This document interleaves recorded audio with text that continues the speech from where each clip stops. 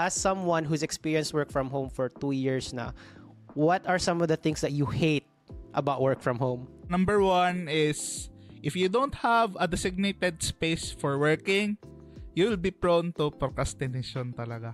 Distractions. Yeah. Number 2, you will be more of a sedentary lifestyle. Yung dati, geologist ako, I'm half my size right now. So, that's for real, guys. FR. For real, mas payat talaga ako nung time na nag-field work ako. It's because normal lang sa akin everyday mag-walk ako ng 8 kilometers, 10 kilometers, 12 kilometers. Okay lang yun. Kaya ng katawan. And ano pa ba? Yung mga ayaw ko sa online work, siguro yung yung lack of physical interaction with people. You will meet people through Zoom, through Slack.